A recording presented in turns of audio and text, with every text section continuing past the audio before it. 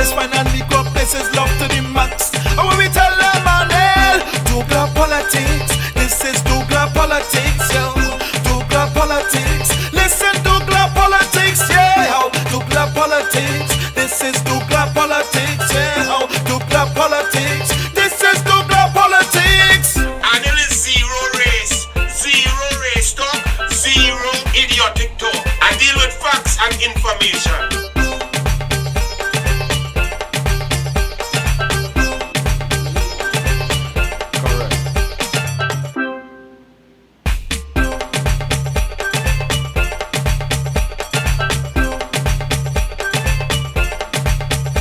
Politics, we don't get no kicks. Trinidad and Tobago till we have this thing up the fix. We coming with facts, cut them down like axe. Every kid and race finally go places, love to the max. And when we tell them, Manel, Douglas politics, this is Douglas politics, yo.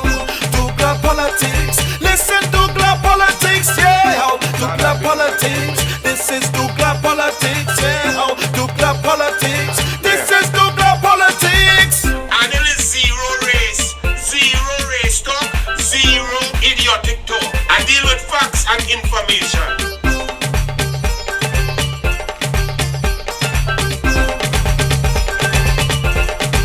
7:30 p.m. Friday night, 7:30 p.m. Douglas politics. Before you go nowhere, before you stay home, because the Kobo and them dropping COVID in Trinidad and Tobago. We on total, complete, pristine vacuum lockdown. Yet COVID spreading, Brazilian COVID, all kind of COVID. COVID left, COVID right. And in the midst of all of that, Keith Christopher Rowley, a geologist, put 2 lawyers in charge of your energy sector that has collapsed for the first time in 112 years.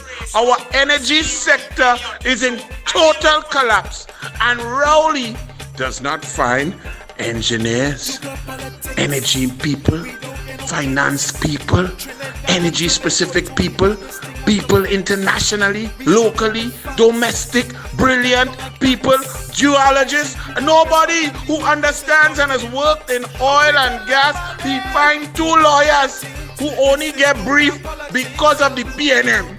2 lawyers who big money come from UD Cut, Commission of Inquiry, and PNM case in court. 2 lawyers in charge of your energy. Well, Douglas politics, could you believe Judy Raymond find positive in that? That presents opportunities for us to feel confident about our energy sector. Judy Raymond, what in your brain so? What stifling your brain?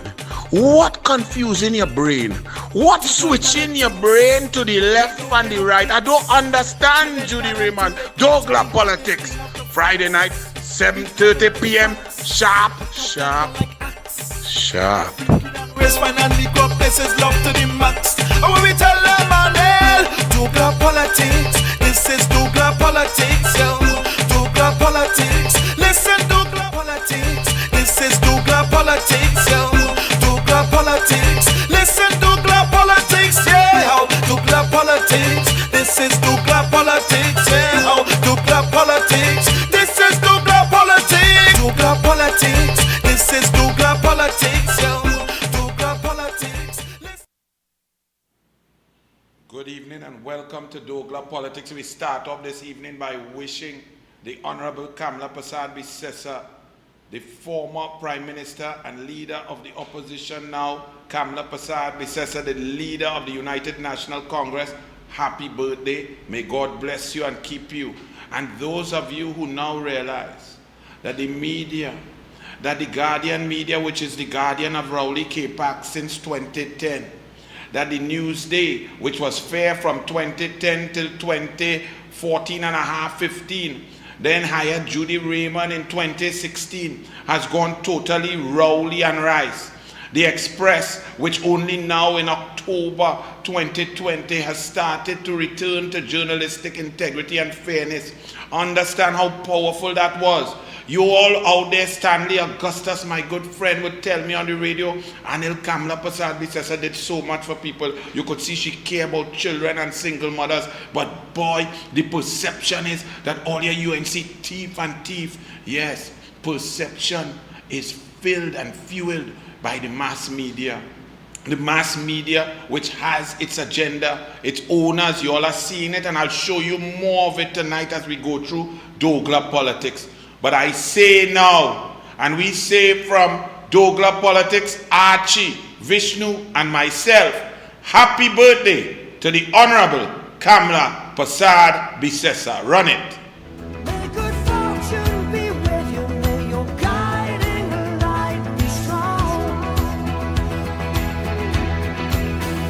Build a stairway to heaven with a prince or a vagabond.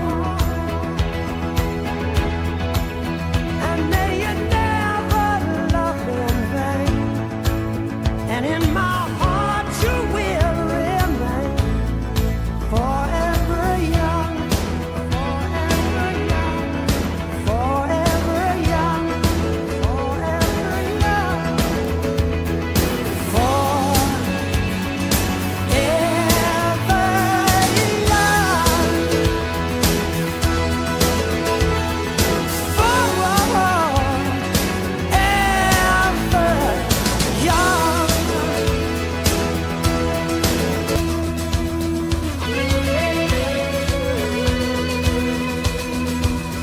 And when you finally fly away, I'll be hoping that I served you well.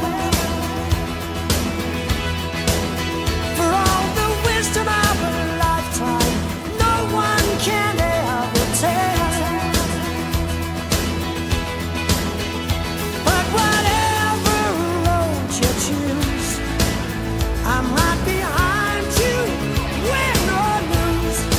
Forever young, forever young, forever young, forever young, forever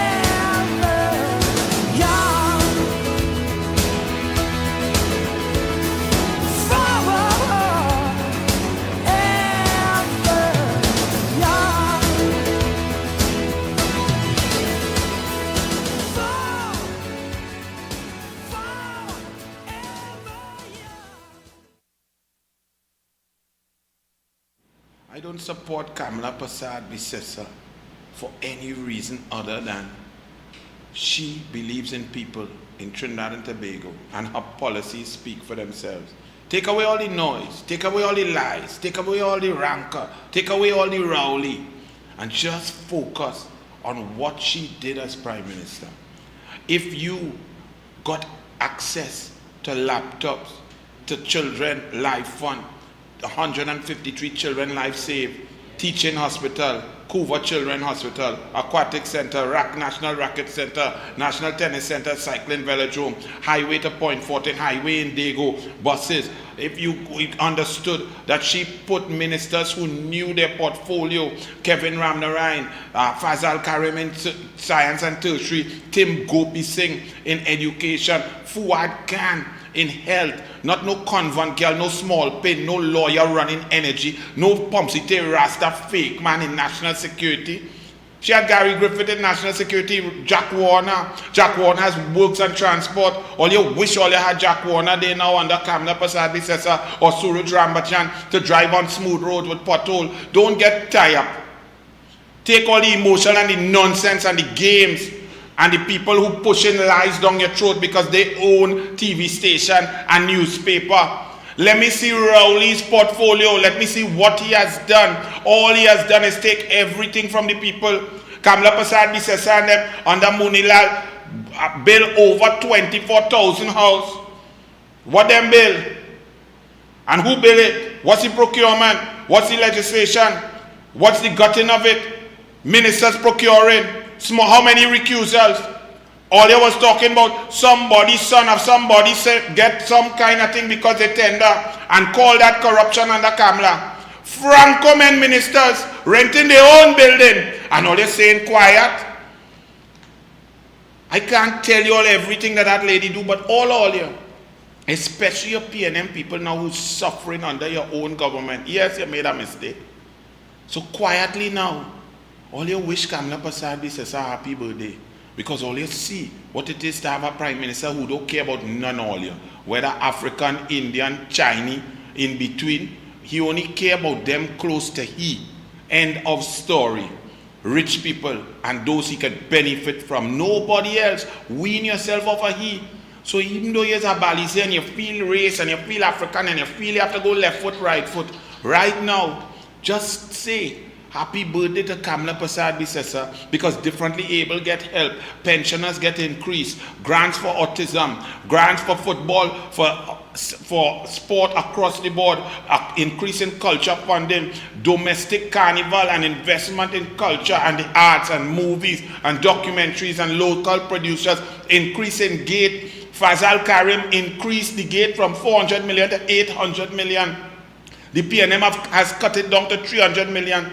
If your children work hard for scholarships, that was what Kamala Persad-Bissessar was. Every day Tim Gopi Singh and the Ministry of Education gave out 24,000 more meals, breakfast and lunch to children. Rowley cut food from poor people children.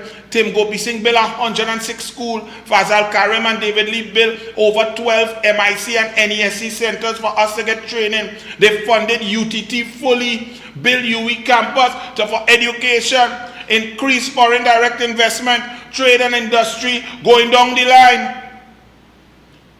So y'all PNM now could just wish Kamala Persad-Bissessar a happy birthday. Stop the games. We talking pure facts. Forget the emotion. And just to show you a little thing, this is a short video. This is what Archie I do last year. But this is only piece of thing. Show some other thing the lady do and wish her a happy birthday. Because Lord have mercy, I want to see the video this man could do. All he go have in it is small pin, Rohan, Andrew Gabriel, tight pants, tight shirt, and about 3 others renting out their own thing and building their own thing. While Noel Garcia with his pretty looking face spending out all your money. While ministers procuring vessel without board, without tender committee, without approval. The Prime Minister approving charter party agreement on the phone in Tobago while he play golf, eating shrimps and drinking scotch. And 158 million 4 months ago and counting of crooked money. Run it, Archie.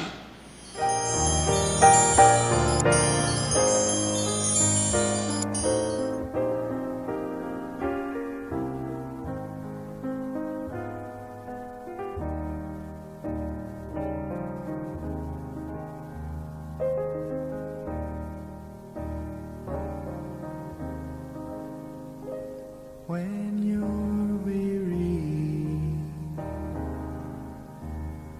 feeling small, when tears are in your eyes, I will dry them all. I'm on your side.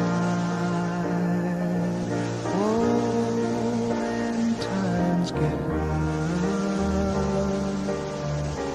and friends just can't be found like a bridge over troubled water. I will lay me down like a bridge over troubled water. I will lay me down.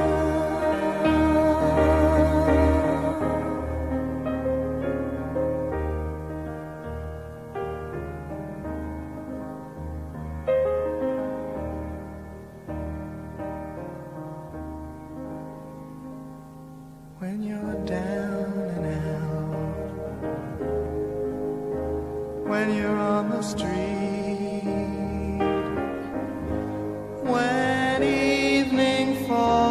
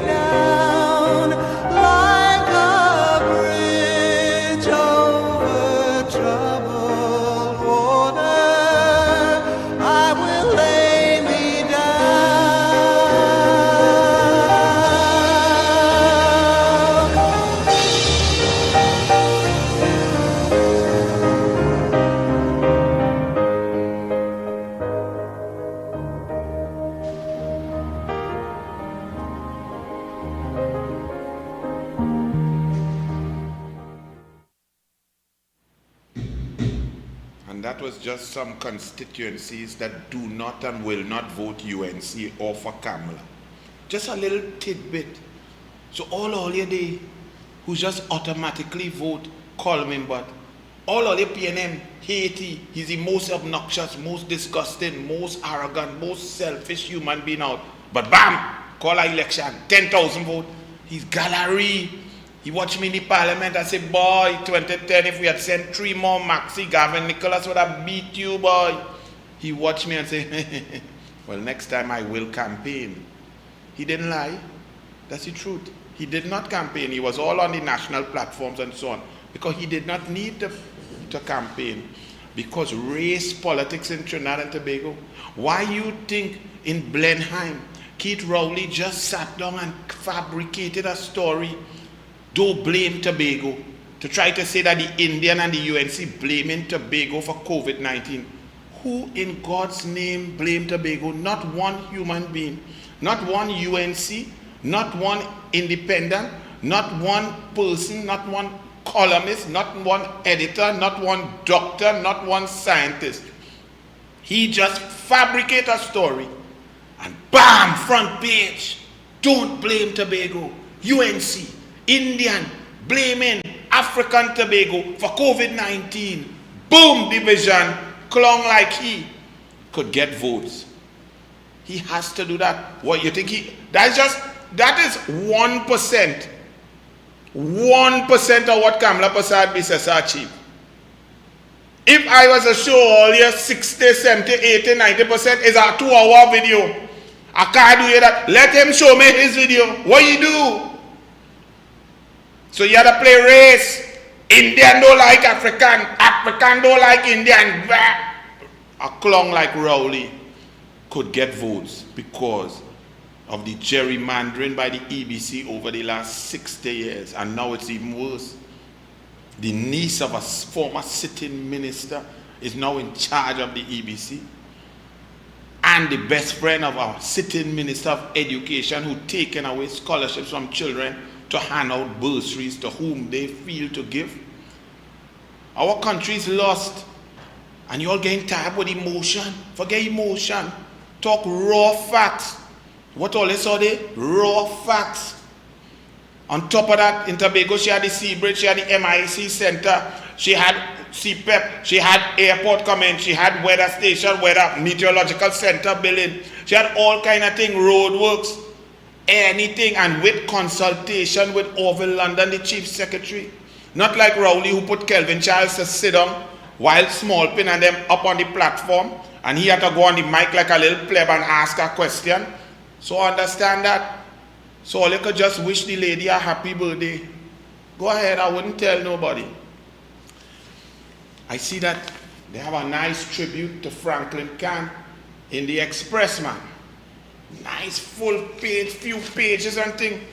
I just say to myself, imagine if Franklin Kahn was not the minister who oversaw the shutdown of Petrotrin. You would have had to put 3 daily papers. You would have to put it thick so. I wonder if Franklin Kahn was not the Minister of Energy that oversaw the collapse of Point Lisas down from 74% capacity to 20%. If he had done that and kept Point Lisas going and negotiated a good gas price so that other companies could stay functioning and taxpayers could receive their VAT refunds on time, we could have money for traffic lights so people wouldn't dare that intersection and so on. If we were getting the intake of revenue, how big the thing would that be? But that's all right. May he rest in peace. You don't mean that to say he performed good. He's a nice, affable fellow. I see that his daughter is coming to the funeral, state funeral. They're discussing whether he'll have a state funeral. And his daughter is being brought in, given an exemption by Pomsite Rasta to come in. I 100% agree she should be able to come in. I said so last night, I say it again. I have nothing against that. That is fantastic. A daughter should be able to come home to her country, the country of her birth, to say goodbye to her father, who she loved. But that must apply to every citizen. That must apply to everybody. Franklin's daughter, and Johnny daughter, Susan daughter and Beatrice daughter, Suruj daughter and Siobhan daughter, anybody daughter, Swangsu daughter or Maribela daughter, everybody. This exemption policy that some come and some don't. How many people we've heard stories. A man's father was murdered by people trying to thief his animals, and his son could not come home to bury him because he couldn't get no exemption from the same PNM. A woman lost her brother-in-law, her sister-in-law, and her father between August and February 2021. August 2020 and February. And she couldn't come to bury none of them and say a prayer. How many people like that? The exemption policy of the PNM is asinine. It is oppressive. It is unconstitutional. It is idiotic. It is unscientific, nonsensical, and it has not protected us. We are now worse off in COVID-19 at the end of April going into May 2021 than we were in April 2020. We worse off. $18 billion disappear. Your Heritage and Stabilization Fund that Kamala left in 2015 at $7.8 billion US has not grown. It's supposed to grow by at least $1 billion to $1.5 billion per year. Your reserve requirement of US $10.86 to $12.226 billion US Kamala left there. Call me but and them suck it out. It's down to 5. We had 14 months import cover. We down to 6 months import cover. We can't get foreign exchange. Banks drop all your credit card. Them who have big credit card, 5,000 US, 10,000 US, drop it down to 250 US. All under this PNM. During this COVID, we worse off now. Now we have Brazilian strain. So with all due respect, Franklin Khan daughter should come. The exemption policy should be squashed, quashed, and gotten rid of. It's a failed policy. It has suffered our citizens and had no effect. Somebody who knows the officials at the US Embassy, please call them a few words for them. Listen very carefully, because I don't think a new ambassador has been appointed yet by Joe Biden, President Biden, or Vice President Kamala Harris. Let me tell the US Embassy, please, don't take bait from a media in Trinidad and Tobago that is biased towards Rowley. They ask you leading questions, and if you are not savvy, you answer the question with the goodness of your heart. But you make a mockery of diplomacy and diplomatic relations, and you step into the arena of domestic politics.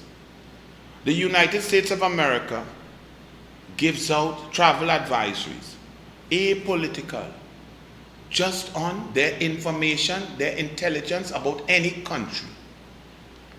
That information is given out to advise their citizens how to travel, where to travel, and how to be safe, what to do. The US Embassy and the US Department of State sent out an advisory on Trinidad and Tobago, which was scathing, dropping us to a level 4, telling its citizens, 330 million plus others all around the diaspora in the world, do not travel to Trinidad and Tobago for X and Y reasons. They even went into great detail to say which areas to stay out of.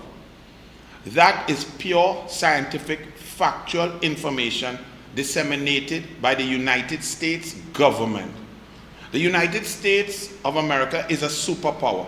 This information and these advisories also go out to other countries, and other countries who have great respect for the United States and their intelligence and their understanding and information on each and every country will give some credence or credibility to the advisory given out by the USA. It's a very important tool and a very important message that is sent across the globe.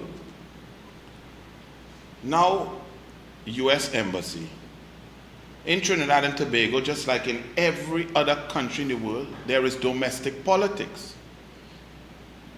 The information, factual information given out by you, which is apolitical and does not require a statement such as that, the world knows that the U.S. does not and other countries do not get involved in domestic politics.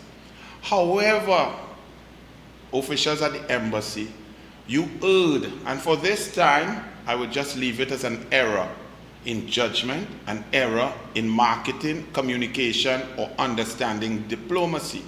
You were asked a leading question by a journalist, and it forced you to make a leading political interference into the domestic politics of Trinidad and Tobago.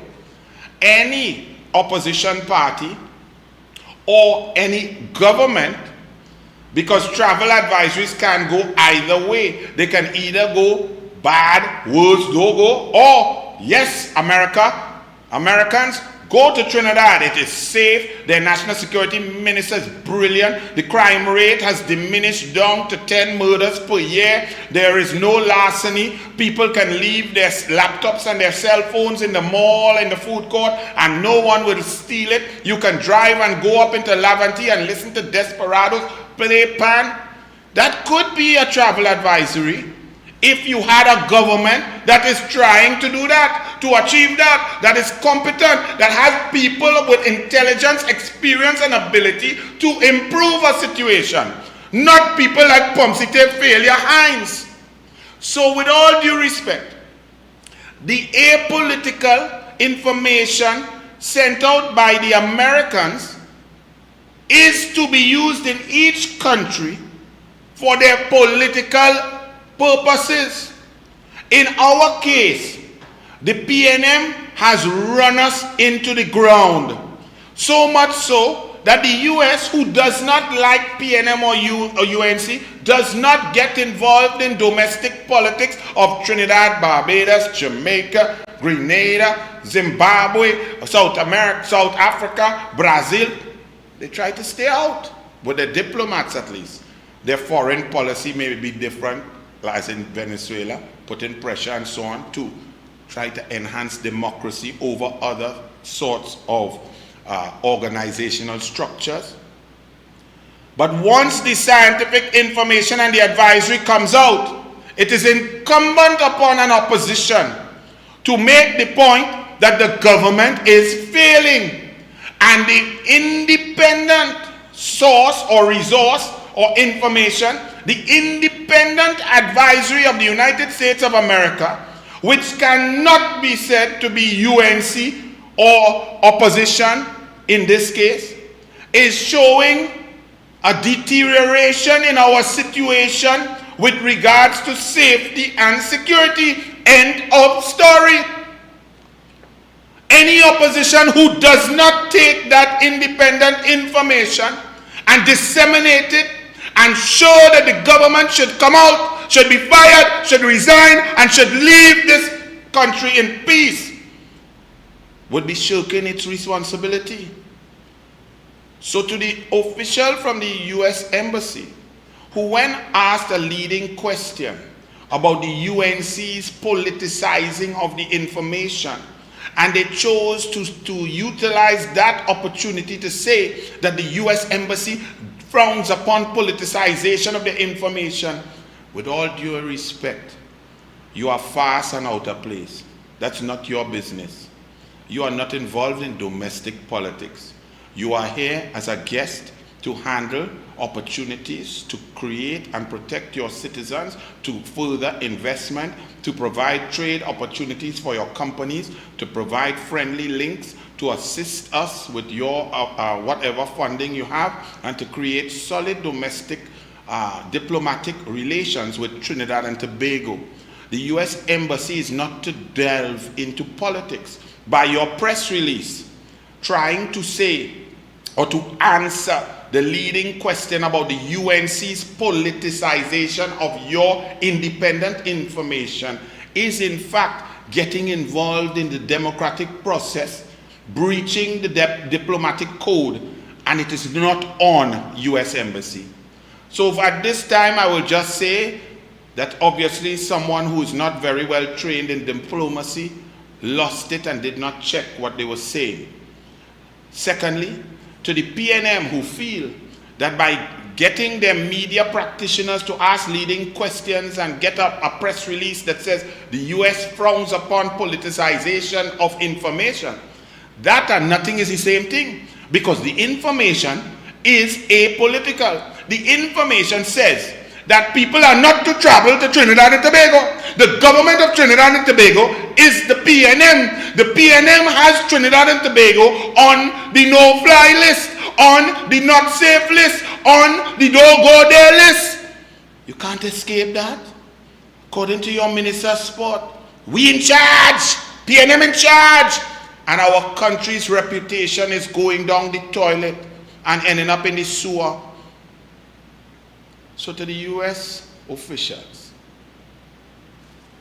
once is a mistake, slow your roll. We know that you're independent. You don't take sides. That's fine. Stay out of we business. Don't get tired. Okay? Cool it. Relax. Eat some steak. Wait for July 4th. Hopefully you can send out some fireworks. All right? Until then, we take your advisory issued to the globe to stay away from our country. We frown upon that. We don't frown on you.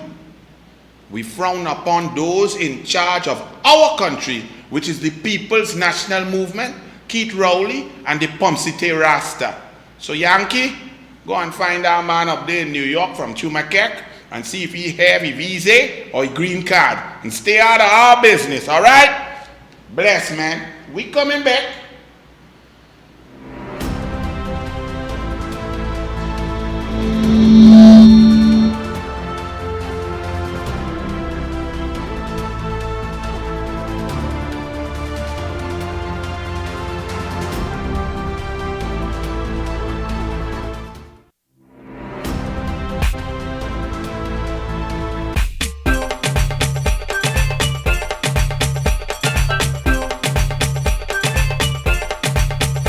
Politics, we don't get no kicks.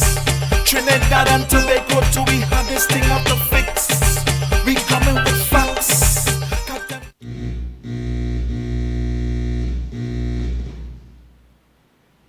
And welcome back to Douglas Politics.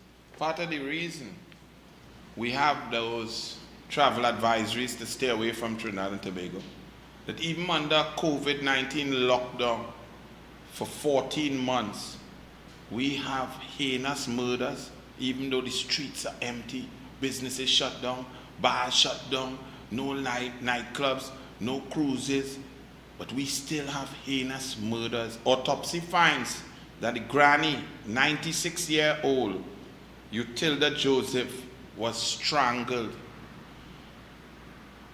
Strangled. 96 years old. A murdered businessman died of asphyxia. Cabinet to review pepper spray report next week. The entire country had vigil and prayers night after night. Candlelight movement. Petition, I hear it's 97,000 signatures of citizens calling for pepper spray, calling for a review of the judicial system, a commission of inquiry, calling for FUL licenses increased for women, and so on. Rowley and his government have ignored the murder of Andrea Barrett and others. The citizens cried out, women cried out for help, and their response is 2 months, 3 months later, that cabinet will review pepper spray report. They needed to kill time on a pepper spray report. The Commissioner of Police since 2018, 2017, 2018, telling the government give women pepper spray. The former Minister Smallpin saying he is requesting information and advice from his experts. I thought the Commissioner of Police is the expert. No pepper spray. Kamala Prasad, Bisesa, Khadija Amin, the UNC, Anita Haynes calling for pepper spray since 2016 into 2020. They now go into cabinet to review a report, which means no action for 2, 3, 4, 5 months, maybe longer. And then you want to know why people say don't come here? Don't come here. You could be 96-year-old and get strangled. You could be a little girl going from work and get strangled, killed, and thrown down a precipice. And the government don't care. Them have to go arm wrestling and put on tight shirt and tight pants and don't wear no mask. Them have to go big Sawati wedding while all are we on lockdown. Them have to go and play golf in Tobago, eat shrimps and drink scotch. Pepper spray review report. All you hear that? But you all want to tell me about left foot, right foot, PNM, UNC. The PNM and the Rowleys are complete and utter failure. You don't believe me? Okay, let me read something for you. That when people don't have the emotion and the emotive politics and don't have Judy Raymond Newsday in the ears and the Guardian in the mouth and the TV6 and the CNC3 and TV6 and Express don't feel because since October you start to be fair that 10 years of bias and inappropriate journalism and journalists as investigative political journalists who loving up one side of the politics. 3 red man, 3 man in red, not 1 yellow, not even a quarter. If it had 3 yellow and 3 red, I say fair is fair. If the red outperforming, well, no big thing, they outperforming. Well done, but at least we could say that fair. We had an opportunity, but only man with red, no yellow, and writing on the front pages on politics, investigative journalism, and pumping that into the minds of people. But you see, people who don't have that, people who just look with their eyes and ears clean, apolitical, like new President Joseph Biden, he mightn't be able to walk upstairs on the plane very well. He may not be able to take questions from the media very well. His mind may drift, okay. But one thing he knows is that Rowley ain't good. Because Rowley is the chair of CARICOM. It rotates. And Trinidad and Tobago is the chair. And Rowley happens to be the Prime Minister of Trinidad and Tobago at this time and is therefore the chairman of CARICOM. But on page 20, Guardian, Friday, April 23, 2021. At moment of peril, President Biden opens global summit on climate. Washington, AP. President Joe Biden convened leaders of the world's most powerful countries on Thursday to try and spur global efforts against climate change, drawing commitments from Chinese President Xi Jinping and Russian President Vladimir Putin. Meeting this moment is about more than preserving our planet. You know who was not invited there? The chairman of CARICOM. Keith Christopher Rowley was not invited. Prime Minister Holness of Jamaica was invited, and I believe Prime Minister Gaston Brown was invited. Foreign ministers of the Caribbean Community, CARICOM, and the United States Secretary of State, so after that big meeting with the president, they just got down to real work. And the Secretary of State of the United States met with individual foreign ministers to formulate and set policy going forward, climate change. And Trinidad and Tobago was left out. Why? Because of Kamala? No. Because of Keith Christopher Rowley's foreign policy. His upholding of the Maduro regime, the oppressive dictatorial regime of Nicolas Maduro, who has been indicted by the US on drug trafficking, corruption, cartel, and money laundering charges. But he could land here, his vice president could land here, his PDVSA plane that sanctioned, his PDVSA officials could land here. We could buy fuel, 1.2 million barrels. Franklin Khan said when I asked him a question last year, in April, 1.2 million barrels of fuel from Trafigura PTE and sell it to ES Euro Shipping, both companies owned by Wilmer Ruperti, who is Maduro. So, foreign ministers of the Caribbean Community, CARICOM, and the United States Secretary of State have agreed on the need to work together on a number of issues of mutual interest. A statement from the Caribbean Community Secretariat said at a virtual meeting yesterday, the two sides noted the inextricable link between the community and the U.S. and welcomed the roundtable discussion as an initial engagement between the new U.S. administration and CARICOM. It said Eamon Courtenay, Minister of Foreign Affairs, Foreign Trade and Immigration of Belize, and the chairman of the CARICOM Council for Foreign and Community Relations, U.S. Secretary of State Anthony Blinken, and CARICOM Secretary General Ambassador Erwin LaRocque gave opening statements. The chairman of CARICOM, Keith Christopher Rowley, no, on this Zoom, you don't want to go in it. Don't say yeah, COVID. Nothing to do with COVID. This Zoom meeting. This is not face-to-face meeting. Left out.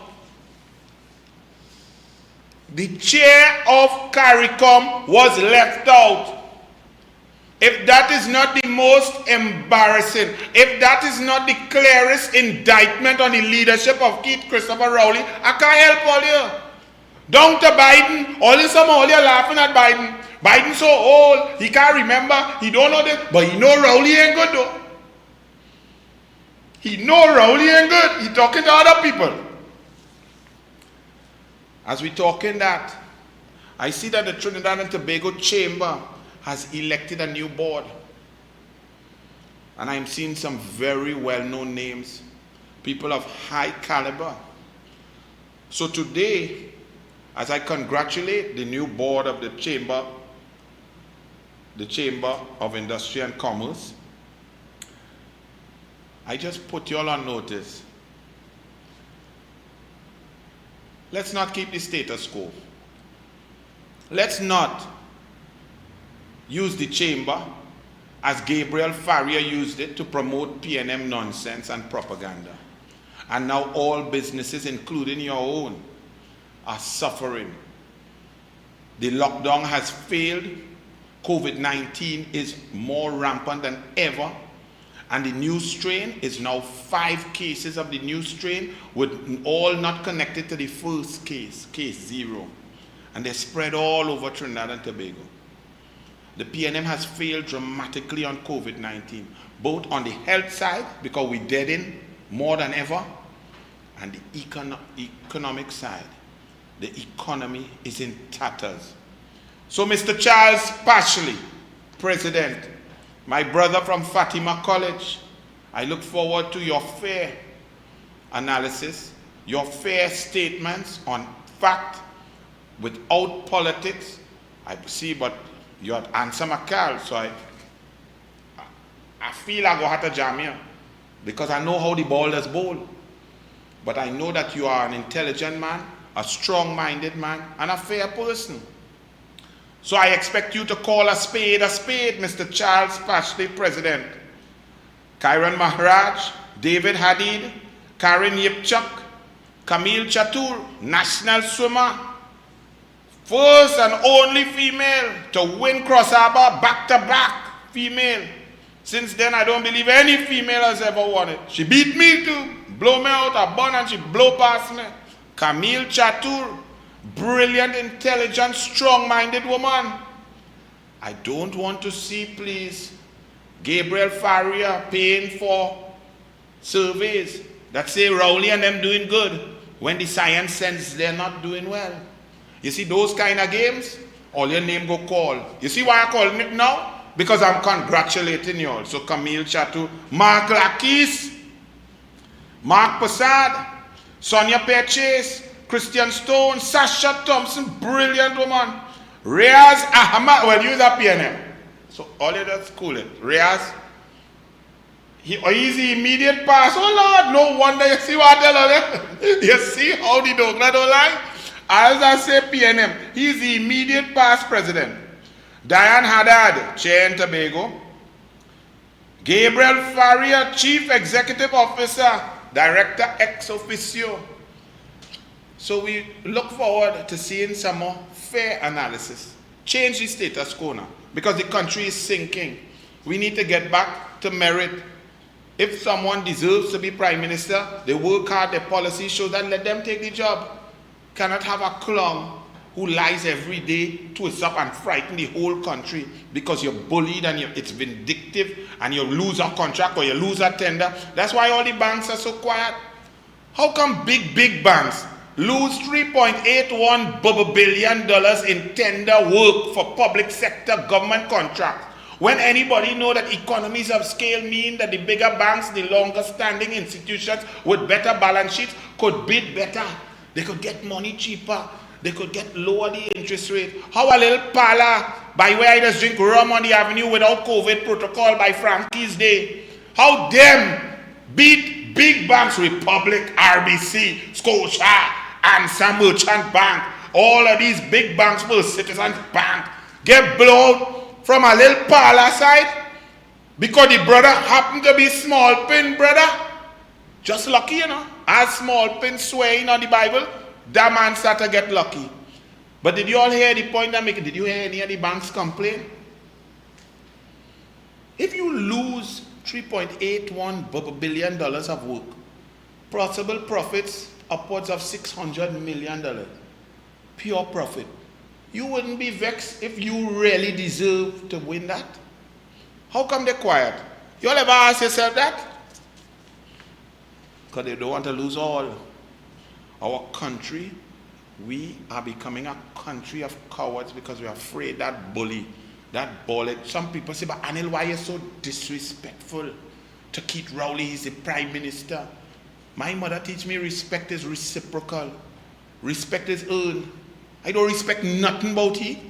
From since he was a teacher in 1969 and a girl of school age he impregnate, coming up the line, from landed, from gravel rolling across, from the, even, I mean, I like woman and thing, but oh Lord, even the kind of thing he like, I can't understand that. I don't even respect that.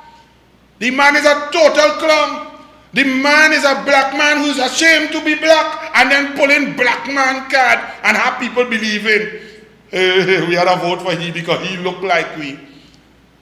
When a Prime Minister could let people in Goodwood Park call him, hey black boy come, look my black boy, I must respect that. Fire burn all you, I do not respect he. And I wish he tell me, come out on the pavement. Munilal is a nice gentleman. I would have jump over. I say, don't wait. Let me do it theater of camera and thing. Respect he.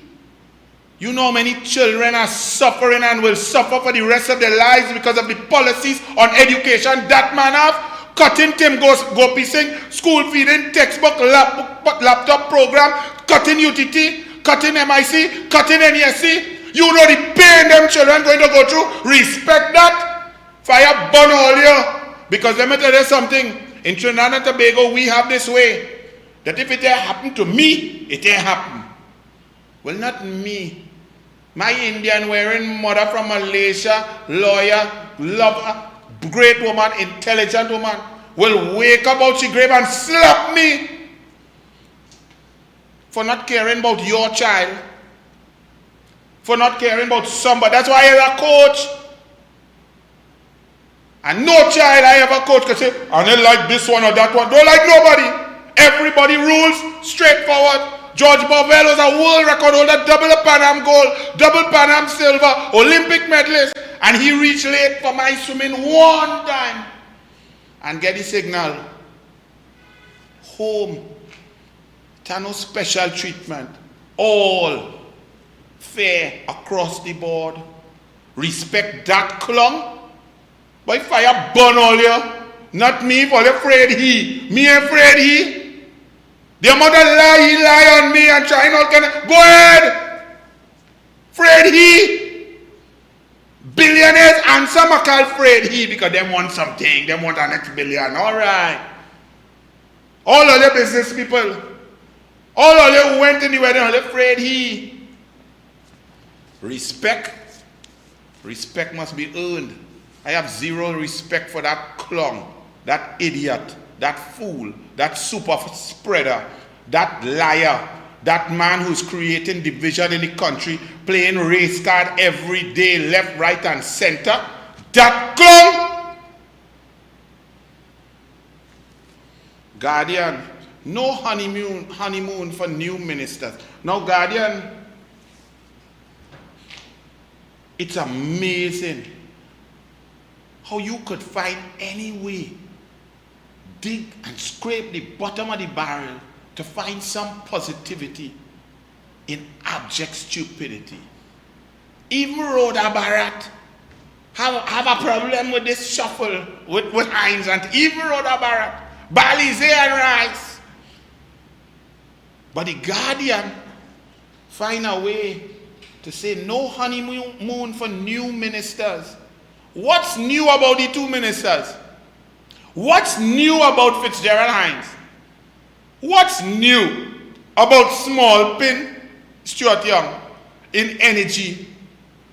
Rowley has said and boasted that Small Pin was in charge of the NGC negotiations from a long time.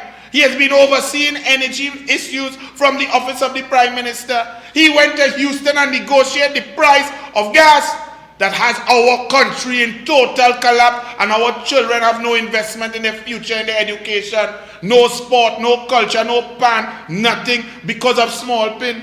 You know what the Guardian said?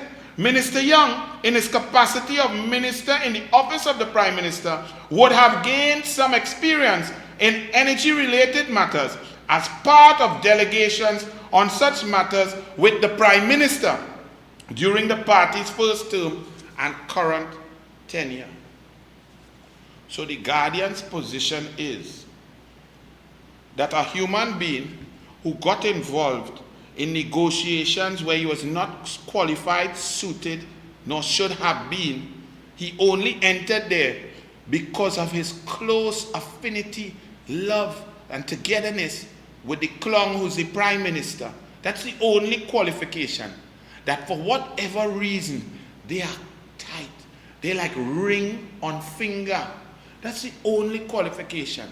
He then went into negotiations and shattered this economy for generations to come. 12 plants at Point Lisas have shut down and left no revenue for you, the people, because of this man.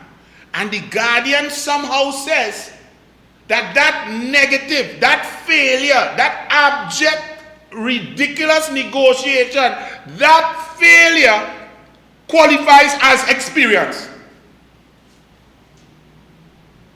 Think about that for a moment. So let's say you're a bowler, you're bowling all your life, you're going to selection trials and so on. You're bowling and you bowl 6 wide in your first over. They say, well, all right, maybe it's nerves or something. They give you a second over and you bowl 6 no ball. The selectors will then sit down in the team meeting to select the team to cut it from 30 down to 18. And when they're talking about you as a bowler, they will say, well, you know, he did have experience. He bowled 2 overs. Not that you bowled 6 wide and 6 no ball. The Guardian come to tell me that a total, complete, abject failure, overstepping his bounds due to the permission granted to him from the Prime Minister in energy that shut down the energy sector, the worst in 112 years of our existence in energy. That counts as experience. Well, Guardian, I have had an experience trying to read the drivel that you print in your editorial. But it's amazing how deep the brain can go to try to lick K-Pax. As we talk about licking K-Pax, now you see the connection. You have the Guardian. You want to know how perception gets into population. You have the Guardian with this, telling you right in front of your face, you are seeing stupidity personified. Fitzgerald Failure Hines, Kobo Sweatman, waste of time. You see Small Pin Young, waste of time. National security, waste. Energy negotiations, worst in history. You seeing that, but the Guardian tell you, nah, you ain't really seeing what you seeing. That them really good. But then here how it works now. You then have people like the Energy Chamber. The president and CEO of the Trinidad and Tobago Energy Chamber is Dr. Thackeray Dax Driver. Look him there. I want to know, they mightn't see him, there's a small picture, right? But that's Dax Driver. Here Dax Driver now. The Energy Chamber here there. When Petrotrin shut down, not a word from the Energy Chamber, you know. Not a word. 3 reports, Solomon, McKinsey, and last 3 reports say don't shut down, you know. The board of Petrotrin say, the chairman, under oath, Winfred Plantation, Espine say, I never tell the cabinet to shut down Petrotrin. Rowley shut down Petrotrin and the cabinet on its own, against 64 million in advice. Not a word from PNM Dax Driver. 12 companies shut down point leases. When Proman now 2 weeks ago say, hey, this thing pressure, we pause in.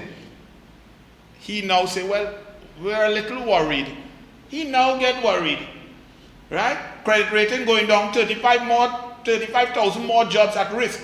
PNM Dax Driver now make a statement 2 or 3 weeks ago. But here this one, the Energy Chamber head, Dax PNM Driver, change in labor laws needed. We need a framework that supports the new ways of working and which will improve national productivity and the development of a more dynamic labor market, Driver said. Really, Driver? We need more education. We need a labor force that can adapt and switch quickly. I didn't hear you say anything when the laptop program that Kamala had was stopped. The Wi-Fi program, the tablet program. I didn't hear you say anything when NESC and MIC centers were shut down. UTT is being shut down and shredded, which is all of these things were designed to create an adaptive labor market, a labor market that can be retrained and move with new directions.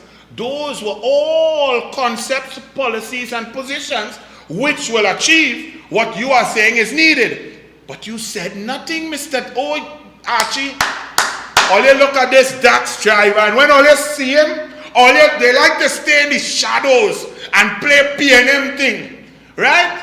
So Dax Driver, this one, when all the programs that would create a labor force, when GATE education, when it's cut from 800 million Fazal Karim and Kamala down to 400 million, he says nothing. What does that do?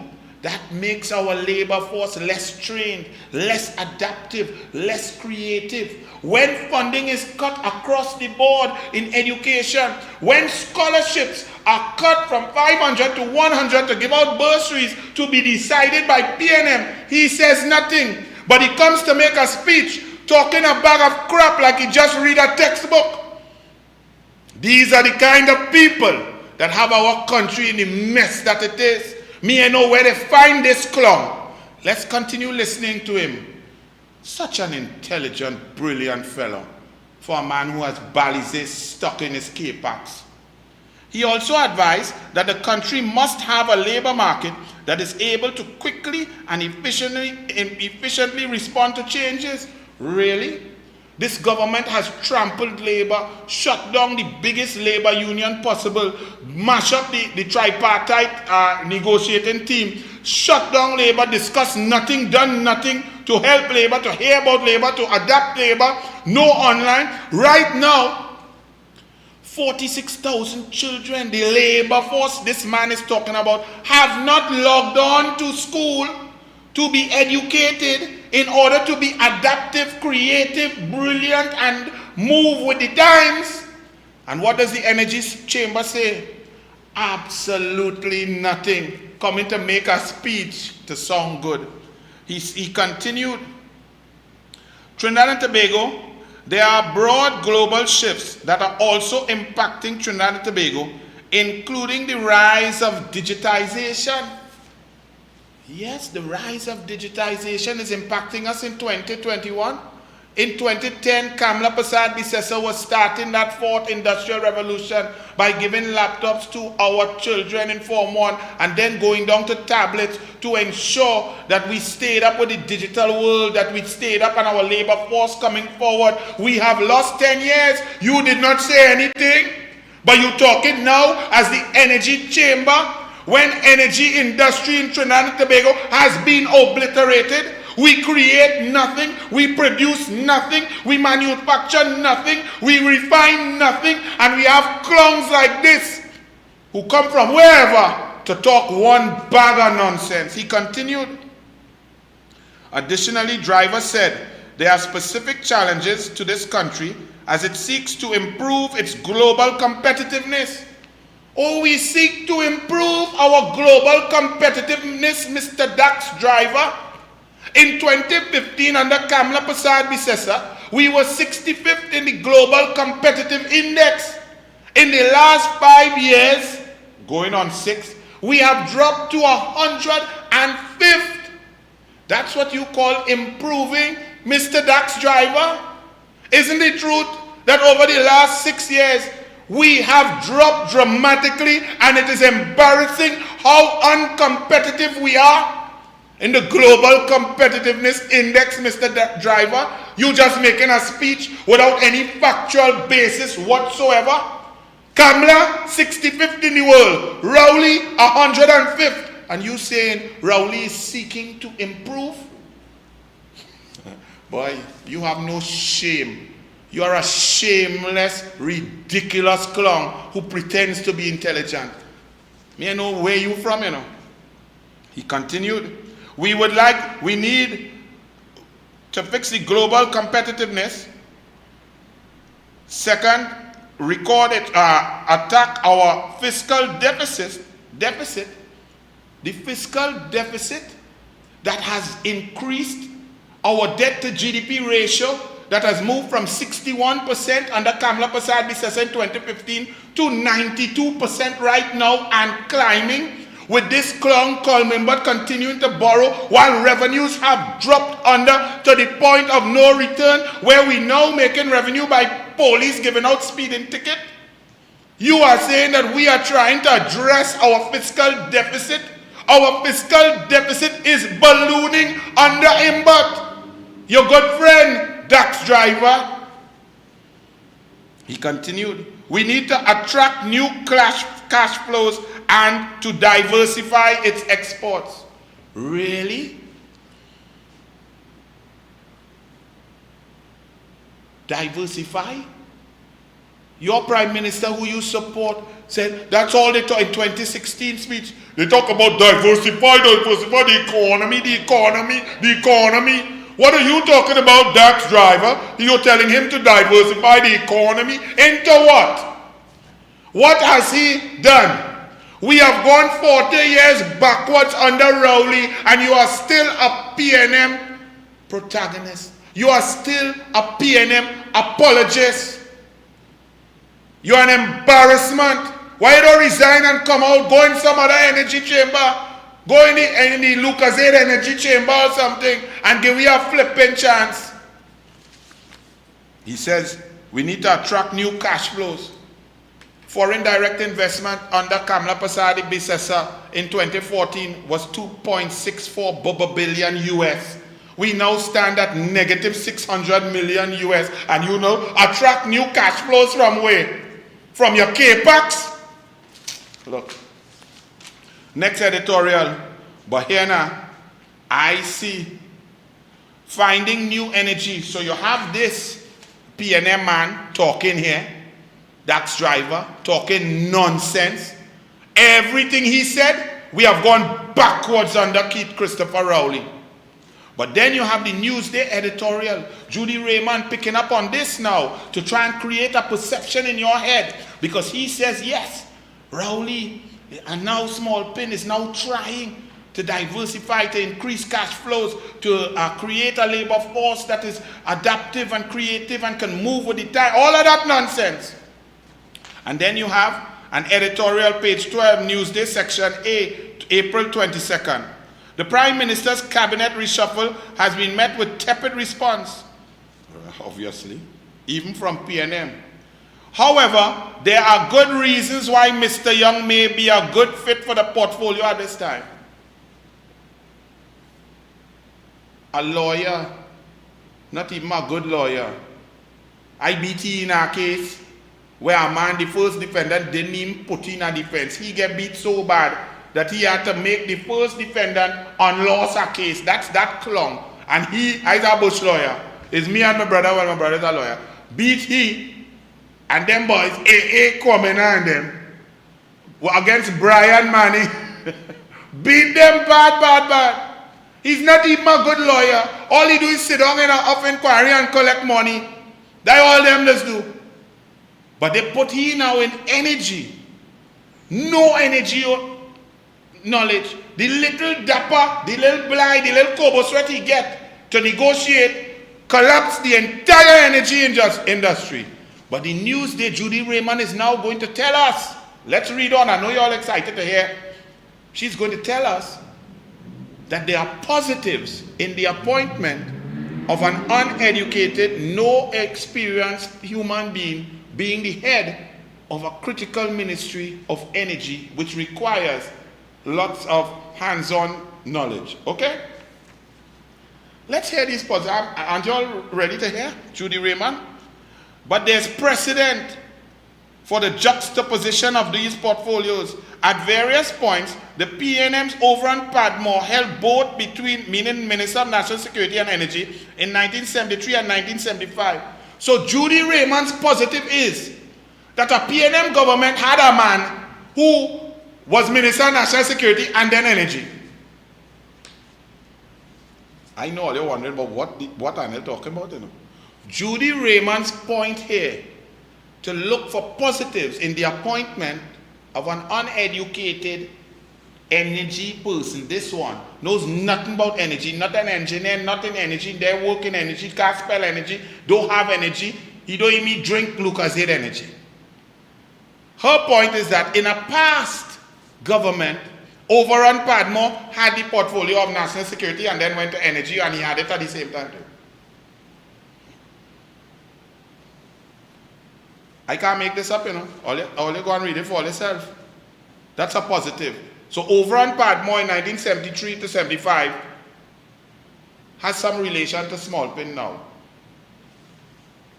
She then continues. According to the Energy Chamber, put back up my PNM DAX driver there. You see how they link? You see how they do it now? Right? So he come with nonsense, which I just showed y'all. But them take his nonsense and come in to turn it into some editorial position on fact, to clear in your mind a perception that what you seeing does not exist. You see calamity, stupidity, chaos, uneducated people in key positions, and you're feeling the pain. They are now coming to tell you, nah man, this is going good, they're looking good, we're moving in the right direction. Okay? According to the Energy Chamber, Mr. Young has been involved in the restructuring of what is known as the gas value chain, which is how we make the most out of our resources. So this clung sent out a little release from the Energy Chamber welcoming Stuart Young to the energy portfolio, stating that he had been involved in negotiations previously as a minister in the office of the Prime Minister. And therefore, they look forward to working with Smallpin. Now, while he was involved with the energy negotiations, he collapsed the entire energy sector for Trinidad and Tobago. Point Lisa's dropped from 72% down to 20% capacity. 12 companies fled. No revenue for you, the people of Trinidad and Tobago. But DAX driver says that that's a positive. A man who run everybody, collapse a business, NGC make a loss for the first time in history. DAX driver and the Energy Chamber say, well,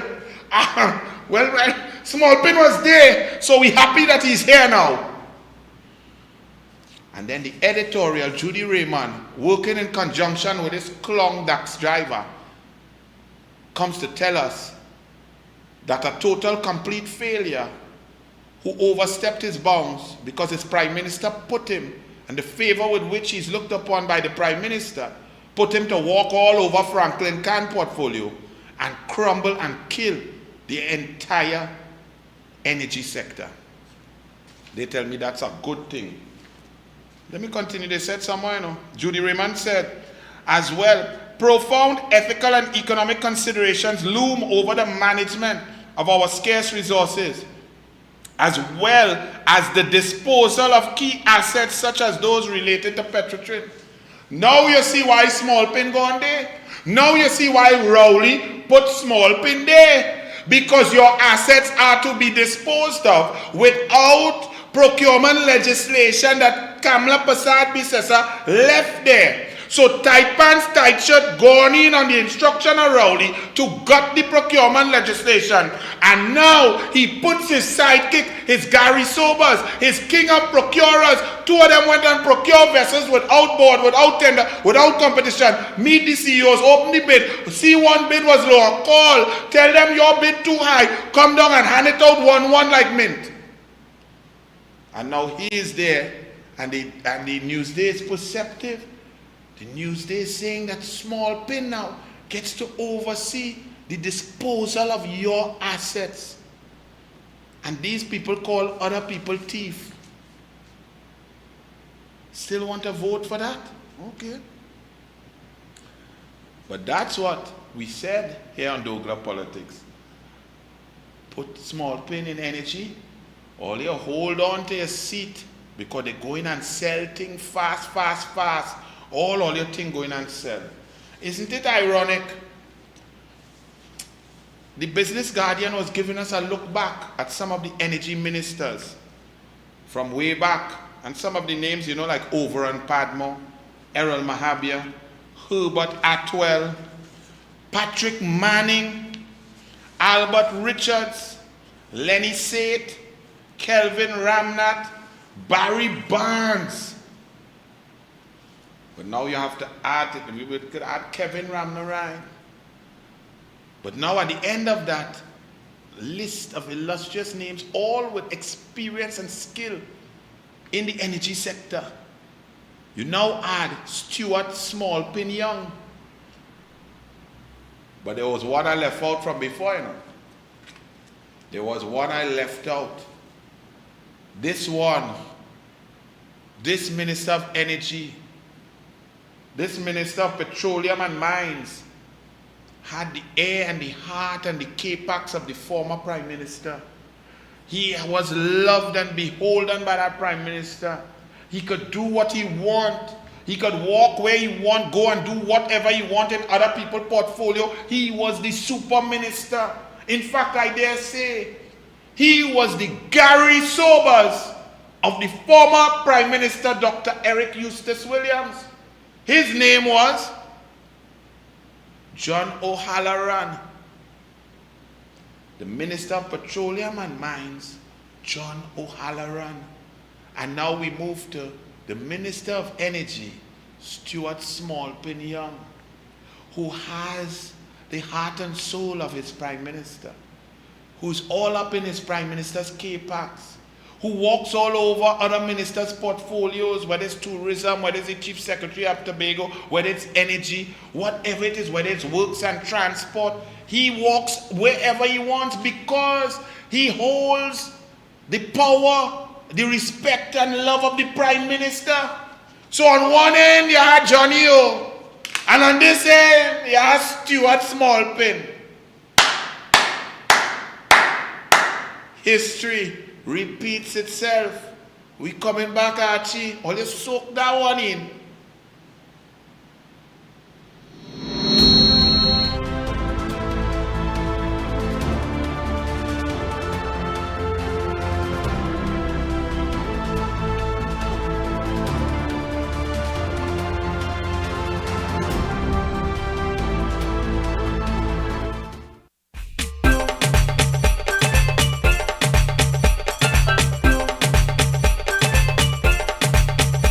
Politics, we don't get no kicks.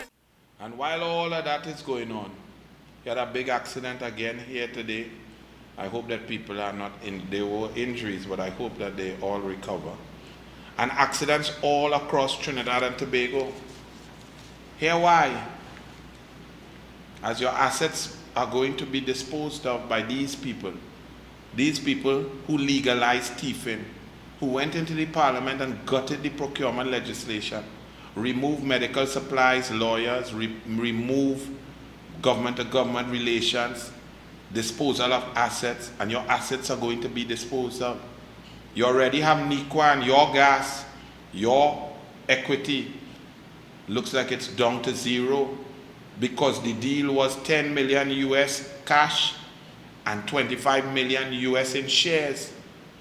If the plant is no good, it done blow up once. It's not producing anything. The workers have not been paid for 4 months. The monthly wage bill is 511,000 US. They only had in December 2020 400,000 US cash. They borrowed 125 million US at a certain percentage. They were looking to raise another 175 million US. That has been put on the back burner because they're yet to produce any product for sale. Where that going? That is a total crash, total useless investment by Rowley and his government. They're also using gas, the minister's share of gas, which was signed off by the PNM under Rowley and Franklin Canton Nikwan. That gas could have been made available for others downstream to bring revenue. I hope you all know that when a company goes bust, your shares are worth zero. So if you have 25, you the people have 25 million US shares worth of equity in that thing. On top of your 3 billion from Malcolm Jones, what you want me to do about that? Rowley and then pull him out of court because Stuart Young was his lawyer. You all say that's okay. That's fine. That's not corruption. That's not conflict of interest. That's great. That's PNM. Okay. But when all of that is going on, traffic lights not working.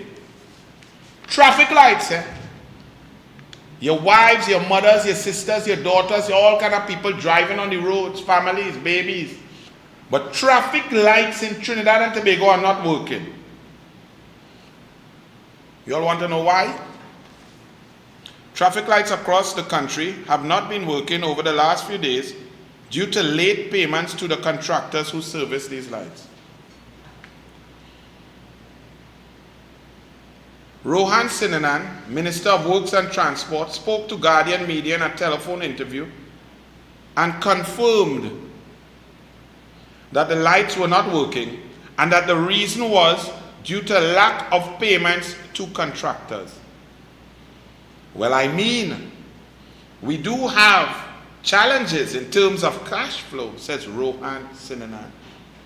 They have challenges in terms of cash flow to keep traffic lights working so that you can reach home safely with your children. But the cash flow don't affect the rental to Tight Pants and Tight Shut, the rental to Franklin Can wife. It don't affect the interest payments to Stuart Smallpin young brother on the $3.81 billion they borrow. It don't affect that. But traffic lights, to keep you alive, they have no money to pay to keep them thing working.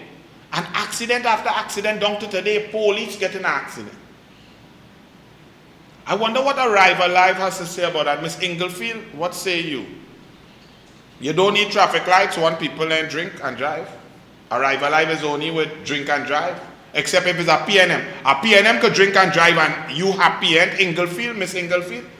Because you never said anything about a PNM senator being convicted of drunk driving and sitting down in the Senate for 3 more years. Never said a word. So traffic lights not working. What's Arrival Live position? Well, that has nothing to do with drink. Arrival Live is only Arrival Live with drinks. Arrival Live have nothing to say about that. You don't find that disgusting. You don't find that a lack of priority. On top of that now, they have not paid CETA, which is in the airport, for 14 months now, they have not paid that bill. CETA is a computer software system that all airports are linked to, so that they could check security, Interpol, all traveling agencies, terrorism and so on. Everybody could know who come in, who go in and so on, and do checks. That system, they have not been paid by the PNM for 14 months. For the last 4 weeks, they've been operating at the airport half capacity. In time to come, the airport could be shut down. Our airport could be downgraded because of the lack of security, lack of payment of a bill. This is your government. Let's see if we get a positive that this government did. Remember I asked y'all, and I find we are very quiet. We are quiet when the granny 96 was strangled. I say, well, what? We getting numb.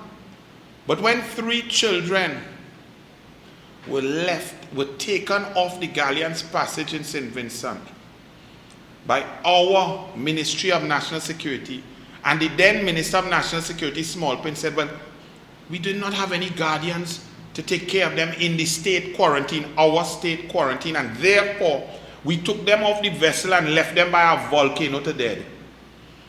He said that calmly, as if it made logical sense. And the media just printed it as if it made logical sense to leave children in harm's way with a volcano erupting because we don't have systems in place to care for children. So we have no social services, no children authority, no psychologists, no counselors, no nurses, no caregivers, no nothing. We can't take care of children for 14 days. But the story gets worse. Mom wants probe into her daughter's St. Vincent repatriation denial. The mother of a 13-year-old Trinidadian national who was denied passage on the Galleons Passage's return trip from St. Vincent and the Grenadines to Trinidad last week is calling for the National Security Minister to investigate. Well, he had to investigate himself or his partner. But the girl, along with 2 other children, were made to disembark the vessel. When it was discovered, they were traveling alone. They were traveling alone? Or weren't they traveling with 50 of our best? And I think it was a woman in charge, the major, the highest ranking officer was a woman also, a mother. 50 of our best Trinidad and Tobago Defense Force plus Ministry of National Security officials plus immigration, and they were traveling alone, really? So children don't fly on planes all the time. Their parents put a tag on them and the air stewardess, their flight attendants take them, guide them, put them, hold them, keep them, and take them. That don't happen. That's not a normal thing for the last 40 years. On the vessel, the immigration called me, says the mother. It was like minutes to 11, telling me that the child have to come off the vessel, James told Guardian Media. She said she had made arrangements in Trinidad for her daughter to be taken care of by her maternal grandmother. The woman grandmother was there to receive the child. We take children off a vessel and leave them to inhale ash and probably molten lava when the volcano still erupting. Then we come to the greatest now. Still looking for positives? Keith Christopher Rowley, our Prime Minister, says, don't blame Tobago. And I believe all 3 headlines had that. Don't blame Tobago. Now let's be clear. Not one human being blamed Tobago for any COVID spike. Not one. Not one member of the UNC, not Kamala Persad-Bissessar, none of our 18 other members of parliament, not Wade Mark in the Senate, nobody, not one of our senators, not one of our national executive, not Dr. Kirk Megu, not anybody, not no PRO, not one UNC said blame Tobago. Not one independent human being, other people, apolitical people, nobody said blame Tobago. Everybody said blame Keith Christopher Rowley, the super spreader, the arrogant, that fellow who invited people under a pandemic to flood Tobago, talking about the ferry. There's no problem with the ferry. Everybody could come. Tobago is the place to be, he advertised. Every single human being said that was irresponsible of Keith Christopher Rowley. Nobody blamed Tobago. But he comes, dips deep in his pocket, goes past the Oreo cookies that were inside there from last week, stale, and goes down and pulls out a race card. And the media fall prey to it and advance it to say the UNC, the Indian party of County Caroni and County Victoria, are blaming the black African Tobagonian PNM Island for COVID-19 spread. No one said it, never done, not true, total lie. But how many people read this, did not go and read the story, did not check, do not know, would not know, and then would say talk by the water cooler, listen on the radio, but what I'm telling them UNC, how they go blame the Tobagonian, they do them nothing, just because they don't like Tobagonian. All of this nasty talk started by one human being concocting and fabricating a total blatant lie. Who blamed Tobago? Nobody. And then he comes to tell us the statistics of where COVID-19 is in Victoria and County Caroni, Indian counties. That's what this man does. Dividing this country on race, and you all playing games. You all ignore the Calcutta ship when he sat right there and never corrected the man. You all sat there when he had a sports day, he was waving his hands as red gorillas pulled the sari off of a female, a yellow sari. You all were there when he says, oh, she called me a black man, when it's blank man. You all were there when there was advertisement with people helping people. And he say, look, they give a banana. An Anglo-Saxon foreign white people thing on black and brown people. In Mississippi, in Alabama, back in the day, civil rights movement, they give an Indian banana too. Because black, brown, all is monkey to them. But you come in a country of only brown people and black people and trying to instill and inject that Anglo-Saxon nonsense. If you even stop to think, the Hindu religion reveres monkey, worships, reveres and praises.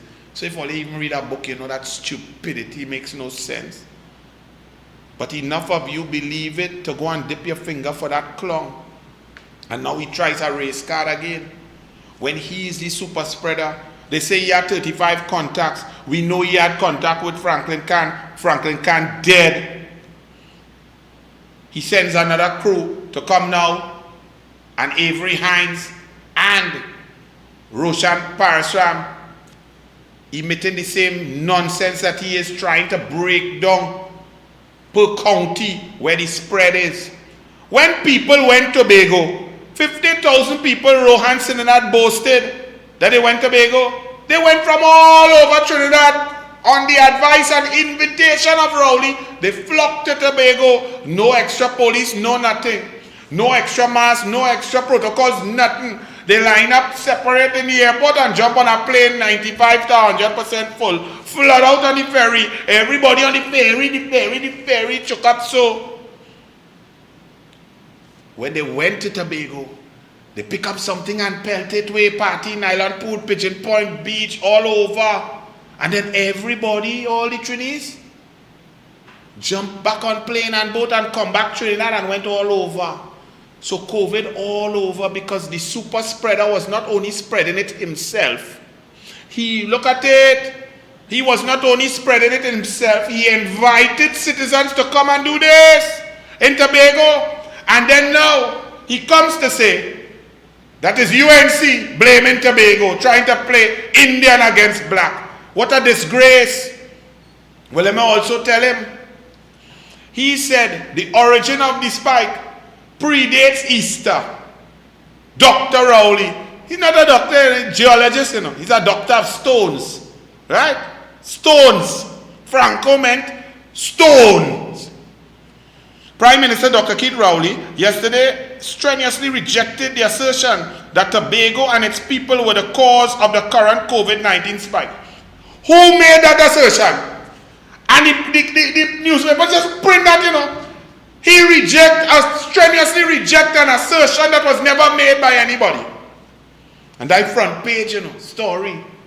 A liar concocting a lie and creating a lie. Mr. Emailgate, Mr. Gravel Roll from hospital in Scarborough to somewhere by E, Mr. Pig Farm, Mr. Sheep Farm that without EIA approval, Mr. Housing Minister with Noel Garcia, all kind of project without approval, all shattered, wasted money. Mr. Lion Patrick Manning, both CEO and corruption. Mr. Astrubal Chavez, Mr. Emailgate, Mr. Liar. Look what they're printing on. Prime Minister Dr. Keith Rowley yesterday strenuously rejected the assertion that Tobago and its people were the cause of the current COVID-19 spike. Who made that assertion? Who? Where? When? How? And you all just print that express. Right after that, you should have put, well, our investigation showed that nobody said that. Isn't that what real journalism is? So he could just create, concoct, fabricate a position and then strenuously deny it So he bipolar, he arguing with himself. They continued. Prime Minister hit out at divisive politicians who have sought to jump on Tobago and to blame the Easter weekend in the Sister Isle as the source of the increasing community spread. These dividers were misrepresenting the facts. Okay. Let me read some of the dividers. Hines, Dr. Avery Hines. Surge in COVID transmission stems from Easter weekend.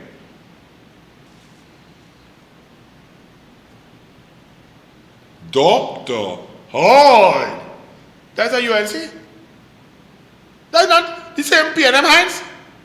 That's not the same K-Pax, Rowley K-Pax Hines? Let me read what he had to say now. Technical Director of the Ministry of Health's Epidemiology Division, Dr. Avery Hines, says one of the driving factors for the current surge in COVID cases were congregations around the time of the Easter weekend.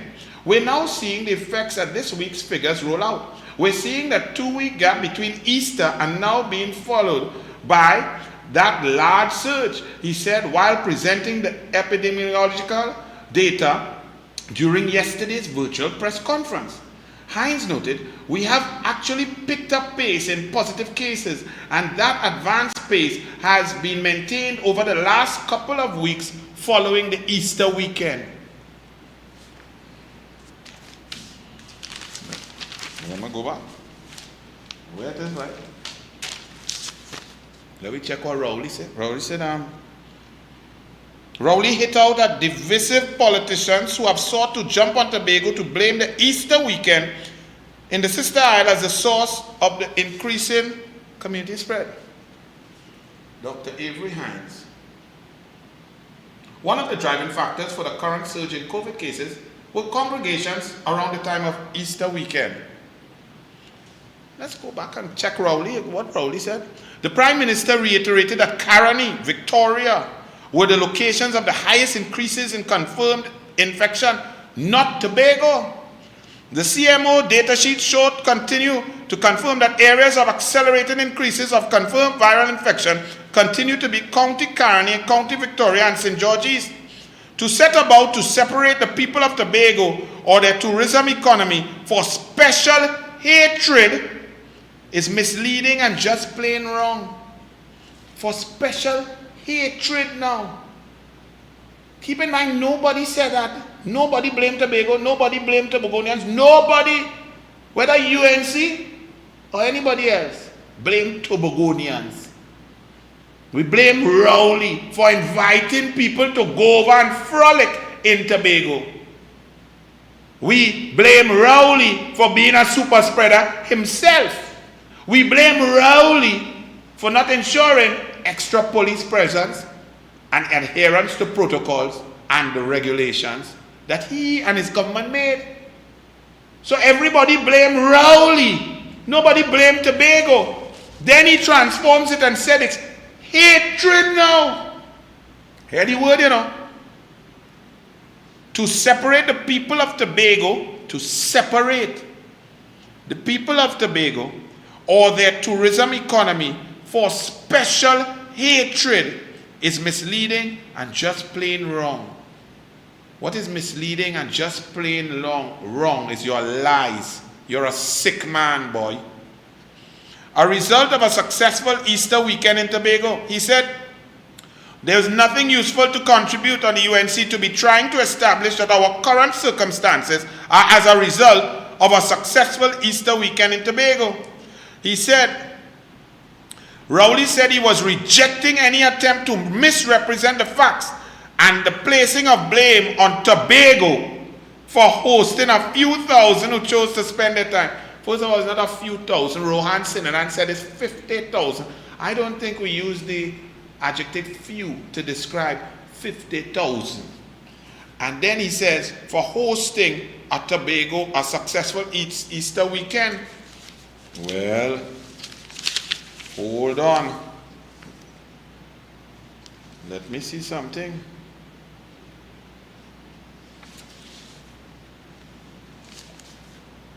Here we have also Minister of Health. What's his name? Convangal? Which Minister of Health? Well, not the doctor, because he's not a doctor. Terence Dial Singh says,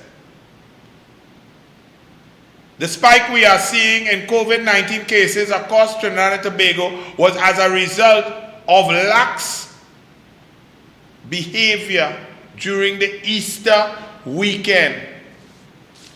Dial Singh is a divider. He's a UNC. UNC don't want he.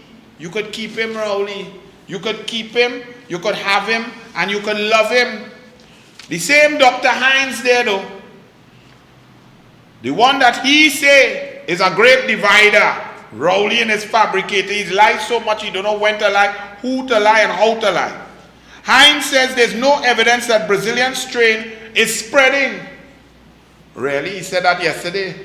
Today, UE did test. They found 3 more cases of the Brazilian strain, bringing it to 5. And the 5 cases are not linked, if you're following what I'm saying.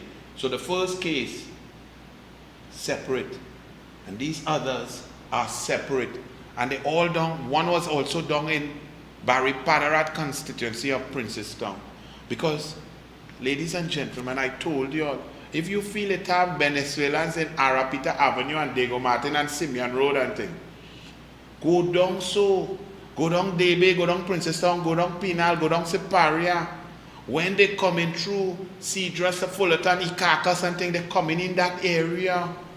They find 3 more cases, one of which is down in that area of the Brazilian variant. If we borders lock and the citizens can't come, where it come from? But Dr.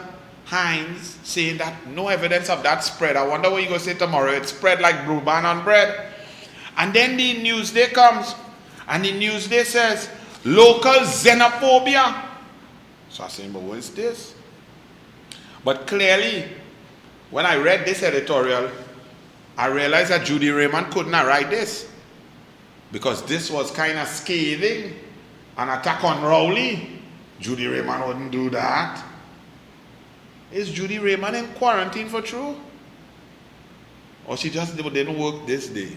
No, I tell she to go and get tests. Mrs. Rowley, you safe. But Judy Raymond, remember the Douglas tell you, go and take a test, girl. Don't say I don't care about your health. I don't agree with nothing you're right, but I want you to remain healthy. So I tell she to go and take a test like she must be in quarantine because somebody else write this Newsday editorial. Let me read it for you. And says, local xenophobia. Mr. Hines, in a dramatic shift in tone from that of his predecessor Stuart Young, said he was not persuaded illegal immigration had a role in the situation. Mr. Dial Singh said he saw no evidence indicating Venezuelans play a role in the large number of cases. While the ministers were chiding the public for holding skewed views, the Prime Minister was busy encouraging them. In the same breath, Dr. Rowley seemed to imply that 3 districts in Trinidad are to blame for our predicament, starting with County Carney, followed by County Victoria and St. George East. But the Newsday says, but how productive is it to seek to make large the slender distinctions between local regions in a small country such as this one, especially when the boundaries between these regions are arbitrary and the population densities and physical layouts of these districts differ considerably. It's not just the politicians who have trafficked in this sort of thing, however. Officials like Chief Medical Officer Dr. Roshan Parasram and his staff have repeatedly been at pains to track differences between districts, sometimes even when those differences are minute. In truth, a highly infectious disease such as this would be hard to contain to one particular county in the absence of the most stringent of measures, and what evidence we would have is subject to the rate of testing and many other considerations. The Newsday is criticizing the rate of testing, criticizing the position of Rowley to try and create local xenophobia between the races, racial division, by trying to state that the increase in cases in Indian land, in UNC land, in County Victoria and County Carney, the Newsday says that that is divisive, nonsensical, and unscientific. Judy Raymond could not have been there. Whoever write this, oh Lord, I'm going to be looking for work. I don't know who wrote it, but not Judy.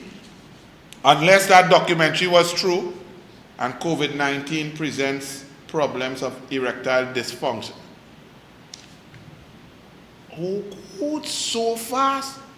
So fast that happened?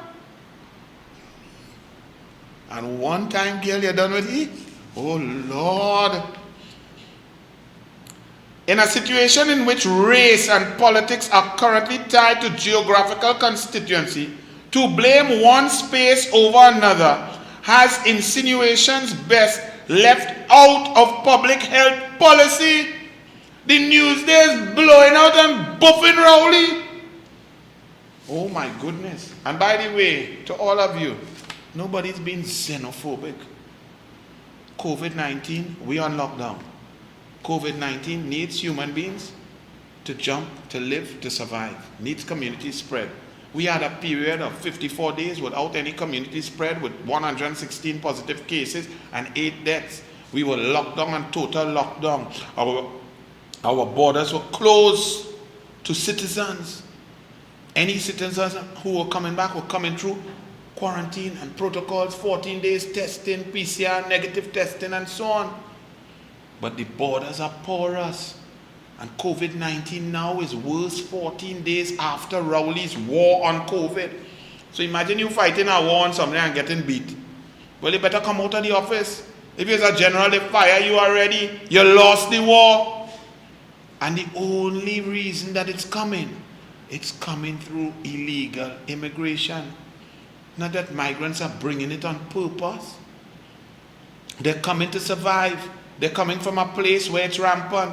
They're not tested. They're not coming through. They have no temperature check. They have no swab. We don't know where they are. We can't find them in Australia. They're interacting with the community. They're not going to go to health centers and so on because they are illegal.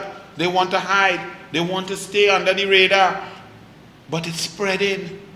And now the 5 cases of the Brazilian variant are here. It came through the porous borders. It's very simple. It's not rocket science. But here it is. Noel Garcia, I wonder if you was lineman with Rowley in Tobago, boy. Are you one of the 35 contacts? Because Newsday Business Extra, Daily Express Business Extra, Thursday, 22nd April. COVID strikes you the cut. 2 senior officials of Urban Development Corporation of Trinidad and Tobago are in quarantine after an employee at the company tested positive. Noel Garcia, were you lineman with Rowley in Tobago? Did you carry a big bag? Remember that bag I saw you coming out, Alice, then the grocery Massey store, a big bag. I thought I saw Rowley name on it. Did you carry it, friend? Huh? Were you liming with him? Because just so Unicott, it reached Unicott too. Rowley is really a super spreader, boy. They should give you an award. They should spread you straight open, spread eagle. In addition, but hear this though, but Unicott, somebody test positive, 2 people. In addition to implementing the work from home roster, COVID sanitization protocols were also actioned on the weekends. So Unicott sanitize because test. Rowley in the parliament gets sanitized. Them just let time pass. And you all find that's right. Finally, let me tell you, not finally, nah, still with COVID. I told you all, the entertainment industry, I'm listening to lots of people on the radio and so on talking about COVID-19 and who was getting a blind and a link to get a vaccine and talking it normal, as if that's a normal procedure, when vaccines are really for those most in need first. The frontline workers, those who are in the trenches, and then those who are at most at risk with comorbidities and so on. But they talking and they have this sort of PNM flavor. It's just diffused into them. They can't tell you why it is PNM. They just know that there's of that. Maybe they look like PNM. Maybe it's a race thing. Maybe it's they grew up in a PNM house. But they can't know nothing about no policy, no foreign direct investment, no energy sector, no arts, and even the culture sector that they're in. Because if they understood that, they would know that Kamala Prasad-Bissessar invested more in culture, arts, carnival, entertainment, music, pan, all sorts of things, entertainment industry, movie production, anything and everything, by over 40 million per year more than Rowley and the PNM. But furthermore, they are now realizing, and I told you all this last month, I told you all this last show, that due to the incompetence of Rowley, our domestic culture and our entertainment entrepreneurs are going to be broken for the next couple of years. There will be no carnival next year. Now some people might say, well, carnival is no big thing. Yeah, carnival provides Trinidad and Tobago with a lot of revenue, a lot of jobs, puts food on the table for many people. Well, and entertainment industry is reeling.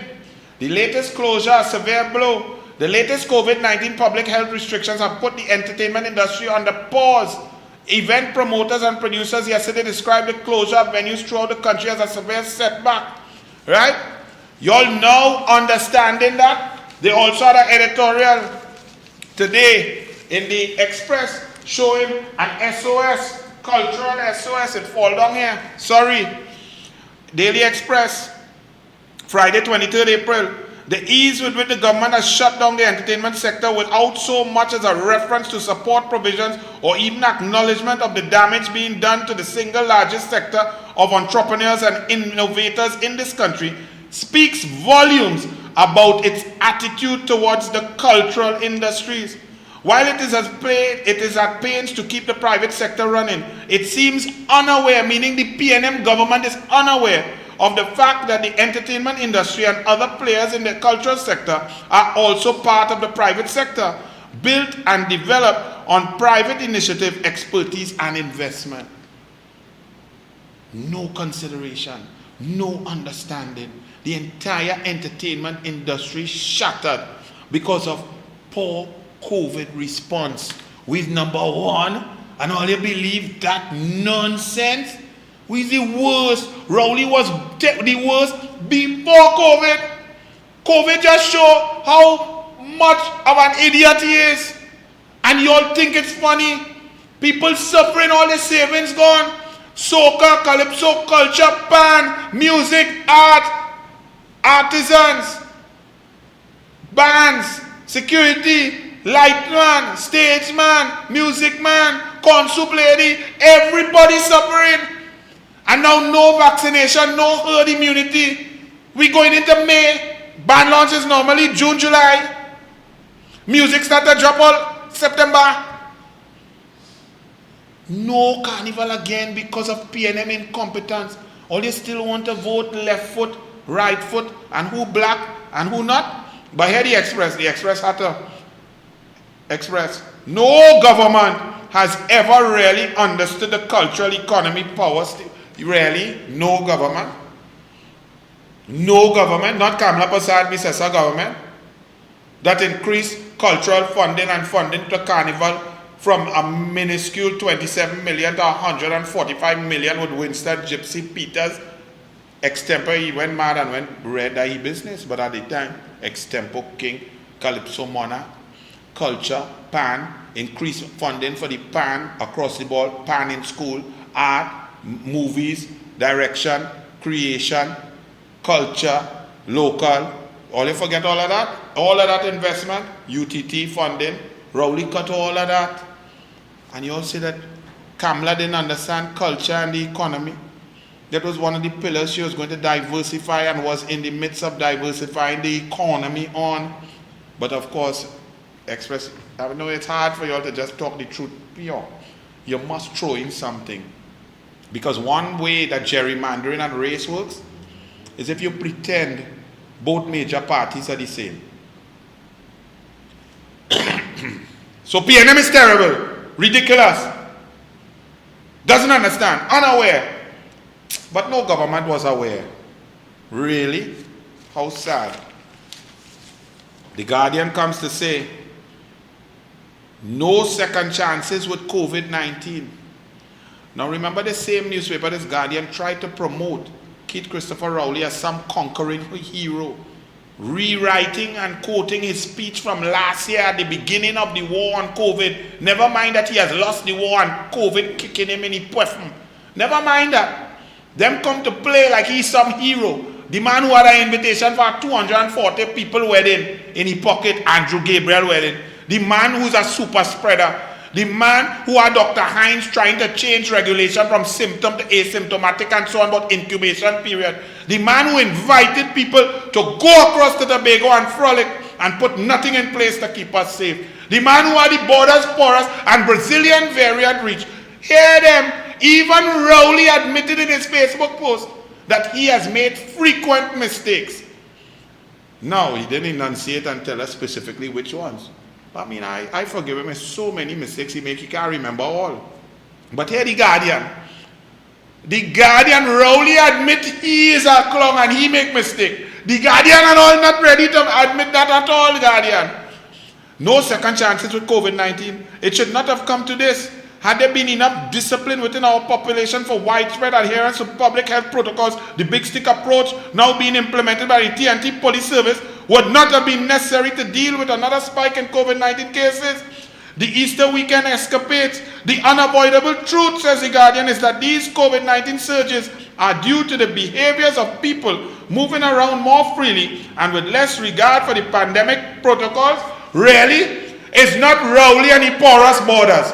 It's not Rowley and his Attorney General shirking and flouting the laws in the face of the population all over social media. In a tight shot with no mask, hugging up man, kissing man, talking, braying like a donkey, playing arm wrestle. It's not Rowley allowing Andrew Gabriel, his #1 financier and friend, to host his daughter's wedding in the middle of a pandemic. It's not Rowley calling people to come to Tobago, get on planes, get on boats, get on ferries and come and party, no mask, enjoy yourself. And it's not Rowley.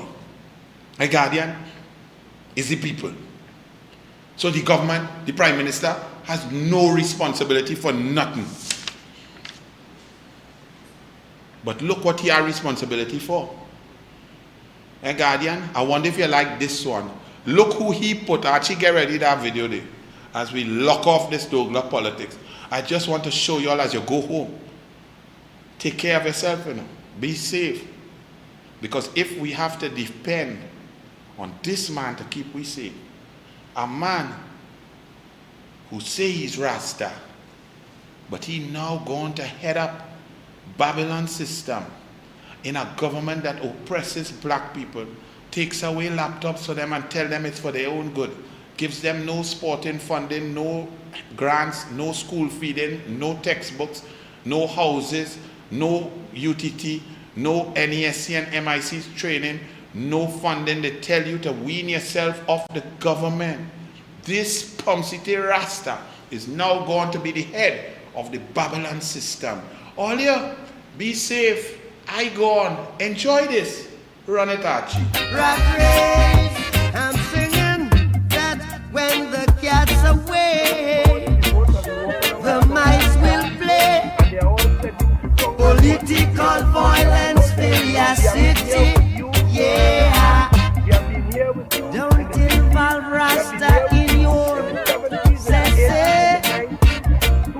Rasta don't work for no CIA. Rat race, rat race, rat race, rat race. I'm saying, when you think it's peace and safety, a sudden destruction, collective security for surety, yeah.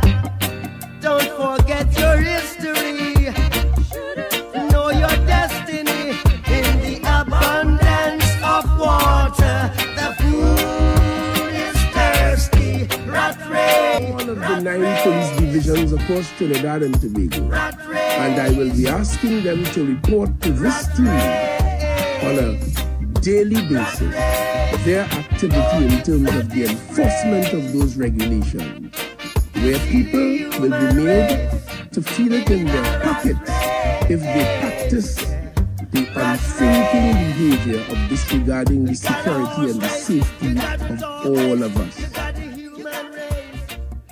But this is a rat race.